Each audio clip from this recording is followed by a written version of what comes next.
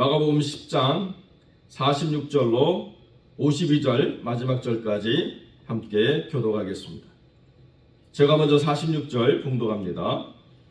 그들이 여리고에 이르렀더니 예수께서 제자들과 허다한 무리와 함께 여리고에서 나가실 때에 디메오의 아들인 맹인 거지 바디메오가 길가에 앉았다가 나사렛 예수시라는 말을 듣고 소리질러 이르되 예수여 나를 불쌍히 여기소서 하고 많은 사람이 꾸짖어 잠잠하라 하되 그가 더욱 크게 소리질러 이르되 다윗의 자손이여 나를 불쌍히 여기소서 하는지라.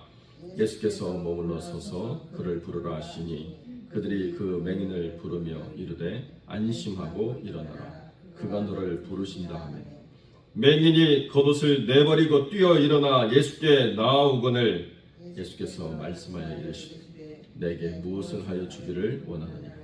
맹인이 이르되 선생님이여 보기를 원하나요. 함께 읽습니다. 예수께서 이르시되 가라 내 믿음이 너를 구원하였느니라 하시니 그가 곧 보게 되어 예수를 길에서 따르니라. 아멘.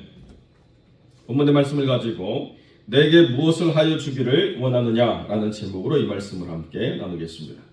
여리고라고 하는 성은 굉장히 중요한 예루살렘의 그 도입부에 있는 성입니다. 그래서 그 성은 종려나무 성읍이라고도 불릴 정도로 대추야자가 풍성하게 열리는 그런 땅입니다. 많은 사람들이 여리고를 통해서 예루살렘으로 들어가기 때문에 이 여리고는 많은 교역이 이루어지고 있는 그런 자리가 되는 것이죠. 그런데 주님께서 예루살렘으로 가시는 길에 마가는 여리고에 이르렀지만 그러나 여리고 사역에서 어떤 일들이 일어났는가는 말씀하지 않고 무리와 함께 여리고에서 이제 예루살렘으로 나가시려고 하는 그 상황만 집중하고 있습니다. 그러니까 그 안에서 어떤 일들이 일어나는가는 별로 중요하지 않다는 거예요. 마가가 그 성령을 통해서 분명하게 드러내주고 있는 핵심은 뭐냐? 여리고에 수많은 사람들이 있었지만 그리고 여리고에 눈뜨고 살아가는 수많은 사람들이 있었지만 오직 맹인이었던 디메오의 아들 바디메오라고 하는 이 사람만이 주님 보기를 원함으로 말미암아 주님이 그 눈을 뜨게 하시고 그로 주님의 제자가 되게 하셨다라고 하는 그 사건에 집중하고 있다는 것입니다.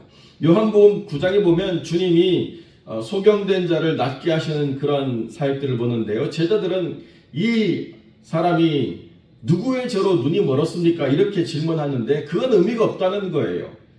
하나님의 영광을 위한 것뿐이다라고 그렇게 이해해야 된다는 것입니다. 그리고 본다라고 말하는 자들이 스스로가 보지 못함을 깨닫지 못하고 본다라고 말하기 때문에 그들의 죄가 그대로 있다라고 주님이 통렬하게 지적하시는 것을 우리가 알고 있죠.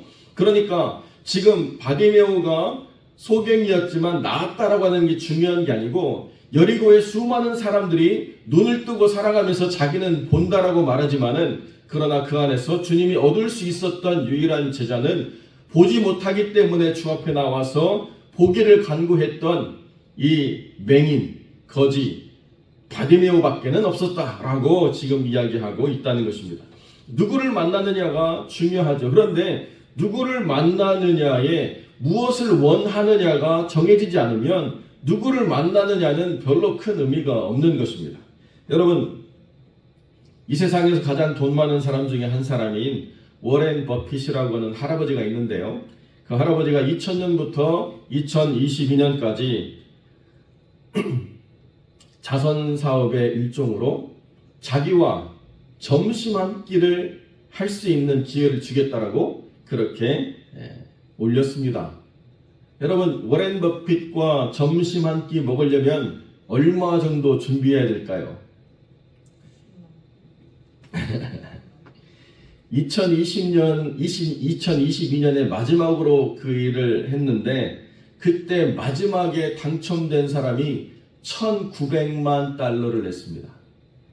워렌 버핏하고 뉴욕에서 스테이크 하나 먹는데요 1,900만 달러를 냈습니다. 한국 돈으로 260억 원을 냈어요. 260억 원 차라리 스테이크를 내가 사 먹겠다라고 하면 평생 먹겠죠, 그죠? 그런데 그 한 사람과 점심 한 끼 먹으면서 나누는 그 대화에 나는 260억 원 투자할 만큼의 의향이 있다.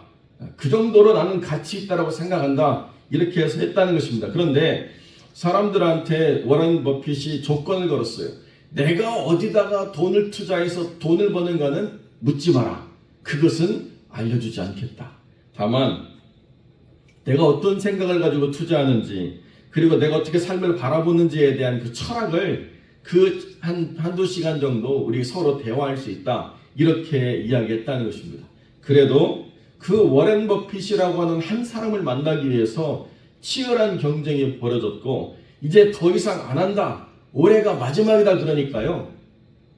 경쟁이 심해져 가지고 260억까지 올라갔다는 이야기죠. 여러분, 워렌 버핏이 살아가는 삶의 철학이 얼마나 이렇게 대단하겠습니까? 워렌 버핏이라는 사람이 바라보는 그 사고의 방식이 얼마나 뛰어나겠습니까? 워렌 버핏도요, 그 집에서 일하는 가정부하고 또 불륜이 나가지고 여러 가지로 또 시끄럽고 한 그런 인생 아닙니까? 삶을 보면 돈만 많이 벌었지 대단하게 인격적으로 뛰어나거나 어마어마한 삶의 가치를 가지고 사람을 변화시킬 수도 없음에도 불구하고 사람이 워렌 버핏이라고 하는 그 이름에 매혹되어서 260억도 투자할 수 있다는 거죠. 참 아이러니 아닙니까? 그런데 우리 주님은 260억 필요 없다는 거예요. 우리 주님은 문 밖에 서서 두드리시고 있다는 것입니다. 누구든지 그 문을 열고 영접하면 그로 들어가 더불어 그와 함께 먹고 마시는 구원의 역사를 주님이 이루어 주시겠다는 것입니다. 지금도 주님께서는 누구든지 주님을 향하여 나를 불쌍히 여겨달라고 하는 소리를 가지고 주 앞에 나오는 모든 영혼들을 만나주시고 변화시켜주시고 살아나게 하시고 주님의 거룩한 백성으로 삼아주시는 역사를 이루어주고 계시다는 거죠. 이게 우리가 주님이 존중받지 못하는 세대를 바라보면서 안타까워야 할 부분이라는 것입니다. 얼마나 수많은 사람들이 그 영혼을 만족시킬 수 없는 것에 삶의 시간을 쓰고 노력을 하고 온갖 수고를 당하는지 이루 말할 수가 없습니다. 잠깐 지나가는 그 형적 때문에 안타까워하고 마음 졸이고 애쓰는 어리석은 일들을 벌이면서도 그것이 세상을 살아가는 지혜라고 말한다는 것입니다. 그리고 자기들은 세상을 바라보고 있기 때문에 눈이 멀지 않았다고 말하는 것이죠. 아무리 하나님의 나라를 말하고 아무리 하나님의 영광을 보라고 이야기해도 눈이 열리지 않았기 때문에 하나님의 나라가 무엇인지를 깨닫지 못하고 하나님의 영광이 보이지가 않는 삶을 살아가는데도 그들이 그것을 자각하지 못하고 있다는 것입니다. 어떻게 맹인 거지가 예수님이 누구이신지를 알고 주님께 나와서 자기를 불쌍히 여겨달라고 외칠 수가 있겠습니까? 그저 하루에 일용할 양식 이외에는 아무런 소망이 없는 삶이 될 수밖에 없는 그런 낮은 자리인데요. 그가 보기를 원했고 그 보기를 원하는 목적이 무엇인가를 성경은 주님을 따르기 위함이라고 이야기하고 있다는 것입니다. 내가 왜 이렇게 태어나가지고 이런 슬픔이 있는가? 그건 아니었어요. 여기 지금 보기를 원한다라고 이야기할 때 한글 성경이 드러나지 않은 표현이 있는데 그냥 보기를 원하는 게 아니고 다시 보기를 원하는 거예요. 그러니까 바디메오는 태어날 때부터 맹인은 아니었습니다. 그런데 어느 한순간 병으로 인해서든 사고로 인해서 어떤 순간이든지 모르겠지만 볼 수 없는 상태에 머물렀다는 거죠. 그러니까 그 세상이 얼마나 멋지고 아름다운가를 아는 상태에서 보기를 원했습니다. 그런데 그것을 볼 수 있게 되었을 때에 그렇지 이게 내가 다시 느껴보는 세상이야 라고 세상을 향해 나간 게 아니고 세상 필요 없다는 거예요. 주님이 필요하다는 것입니다.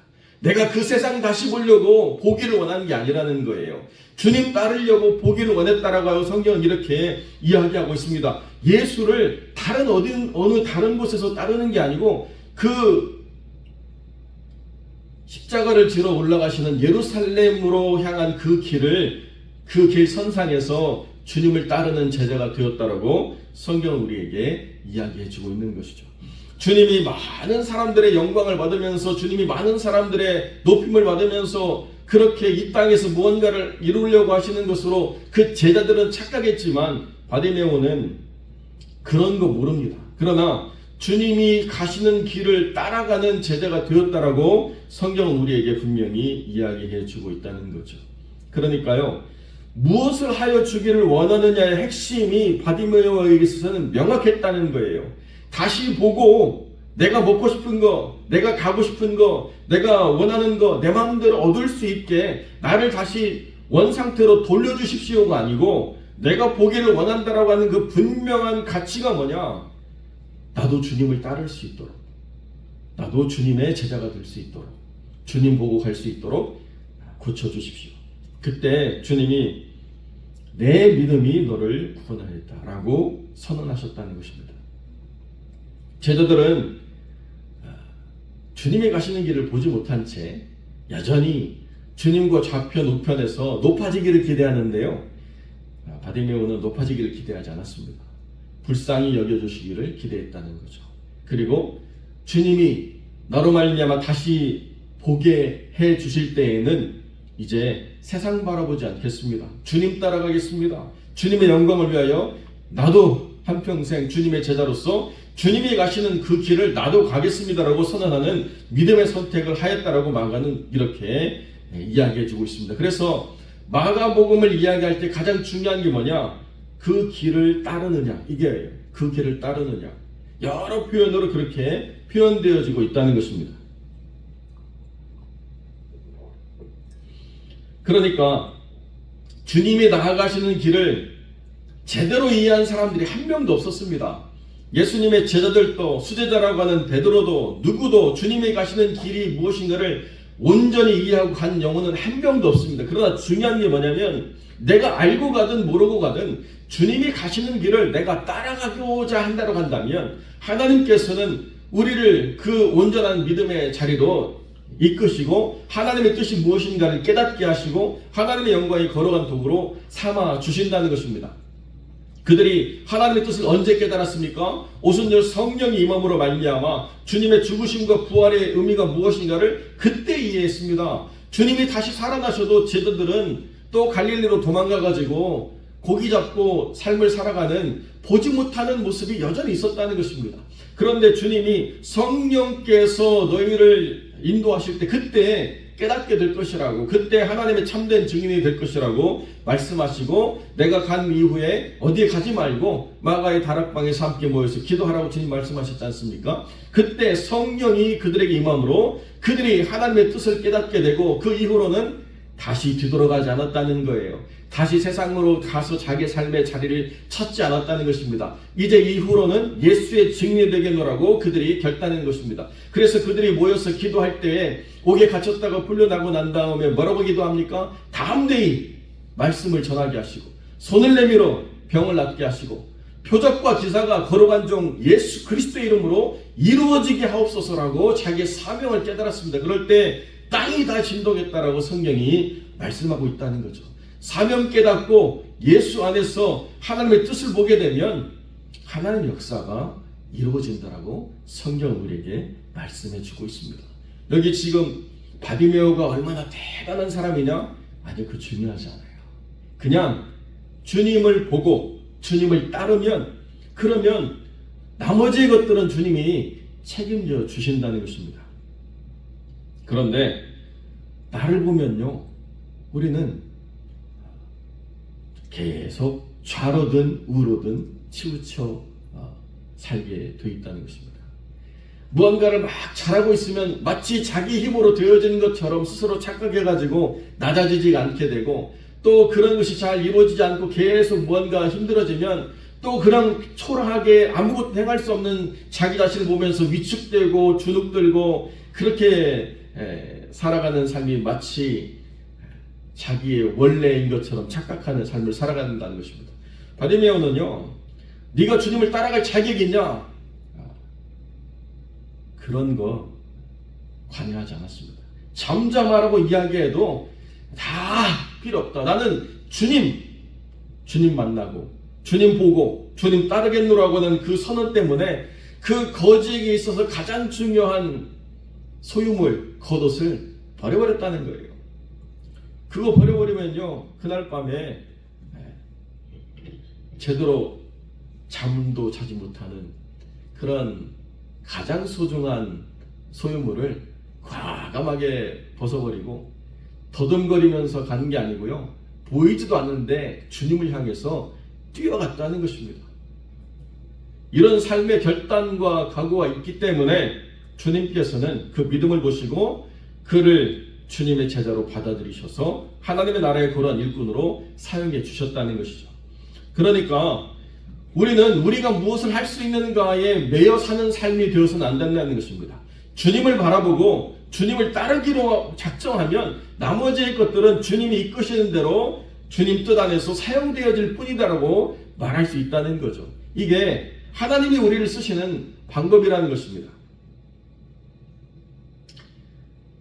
하루의 일상의 시작이 주님을 따름으로부터 시작된다고 한다면 하루를 마감하는 삶이 어떻게 펼쳐지든 그리고 어떻게 마감이 되든 그것은 주님의 손안에 있다는 것입니다. 힘든 날도 있고 즐거운 날도 있고 뭔가 잘했다라고 만족하는 일도 있고 그냥 그렇게 하루가 지나갔구나라고 씁쓸하게 생각할 날도 있겠지만 그것은 보이지 않는 영역을 우리가 보지 못하고 판단하는 것밖에 되어지지 않는다는 것입니다.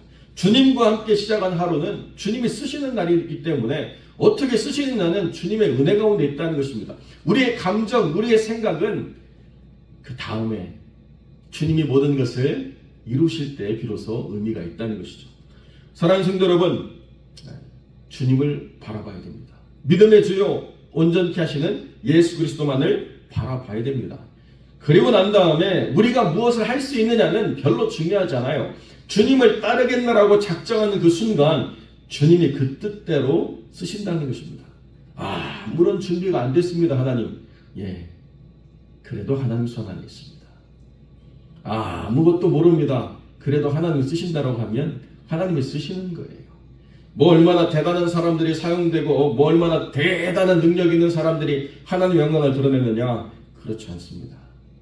하나님께서는 한 사람을 통해서 그리고 하나님께 나와서 자기를 긍휼함으로 바라봐달라고 이야기하는 그 한 영혼을 통해서 하나님이 일하신다는 것, 여러분 그것을 기억하시고 오늘도 주님만 바라보고 주님을 따르는 제자의 삶을 온전히 살아가는 믿음의 사람들이 되시기를 주님의 이름으로 간절히 축원드립니다.